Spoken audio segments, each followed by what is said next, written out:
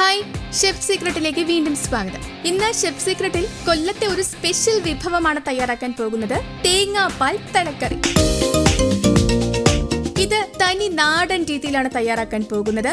ഇവിടെ നമ്മൾ നെയ്മീൻ്റെ തലയാണ് എടുത്തിട്ടുള്ളത് കേട്ടോ. നമുക്ക് ഇതിനാവശ്യമായ ഇൻഗ്രീഡിയൻസുകൾ എന്തൊക്കെയാണെന്ന് പരിചയപ്പെടാം.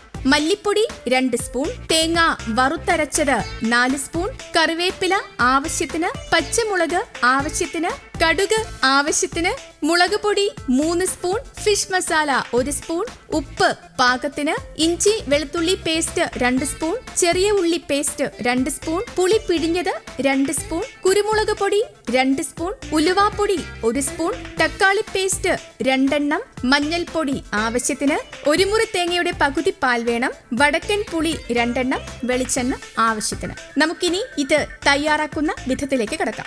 ആദ്യം ഒരു ഉരുളി അടുപ്പിൽ വെച്ച് അത് ചൂടായി വരുമ്പോൾ വെളിച്ചെണ്ണ ഒഴിക്കുക. വെളിച്ചെണ്ണ ചൂടായി വരുമ്പോൾ ആവശ്യത്തിന് കടുക് ഇട്ട് കൊടുക്കുക. കടുകൊന്ന് പൊട്ടി വരുമ്പോൾ അതിലേക്ക് 5 വറ്റൽമുളക്, ആവശ്യത്തിന് കറിവേപ്പില, ആവശ്യത്തിന് പച്ചമുളക് അരിഞ്ഞത്, 2 സ്പൂൺ ഇഞ്ചി വെളുത്തുള്ളി പേസ്റ്റ് കൂടെ ഇട്ട് നന്നായി ഒന്ന് ഇളക്കി കൊടുക്കുക. എന്നിട്ട് അതിലേക്ക് 2 സ്പൂൺ ചെറിയ ഉള്ളി ചതച്ചത് കൂടെ ചേർത്ത് വീണ്ടും ഒന്ന് ഇളക്കുക. അതിനുശേഷം അതിലേക്ക് 2 തക്കാളിയുടെ ജ്യൂസ്, ആവശ്യത്തിന് മഞ്ഞൾപ്പൊടി കൂടെ ഇട്ട് വീണ്ടും ഇളക്കുക. എന്നിട്ട് അതിലേക്ക് 2 സ്പൂൺ മല്ലിപ്പൊടി, 3 സ്പൂൺ മുളക് പൊടി കൂടെ ഇട്ട് വീണ്ടും നന്നായി ഇളക്കി കൊടുക്കുക. ഇനി 2 കുടംപുളി, 2 സ്പൂൺ പുളി പിഴിഞ്ഞത്, 1 സ്പൂൺ ഫിഷ് മസാല, 2 സ്പൂൺ കുരുമുളക് പൊടി, 1 സ്പൂൺ ഉലുവാപ്പൊടി കൂടെ ഇട്ട് വീണ്ടും ഒന്ന് ഇളക്കി കൊടുക്കുക. ഇനി ആവശ്യത്തിന് വെള്ളം കൂടി ഒഴിച്ച് നന്നായി ഒന്ന് ഇളക്കുക. അതിനുശേഷം ഇതിലേക്ക് ആവശ്യത്തിന് ഉപ്പ്, 4 സ്പൂൺ തേങ്ങ വറുത്തരച്ചത് കൂടെ ഇട്ട് വീണ്ടും ഒന്ന് ഇളക്കി കൊടുക്കുക. എന്നിട്ട് അതിലേക്ക് നമ്മുടെ മെയിൻ ഇൻഗ്രീഡിയന്റ് ആയ നെയ്മീൻ്റെ തല അതിലേക്കിട്ട് ഗ്രേവി അതിലേക്ക് നന്നായി ചേർക്കുക.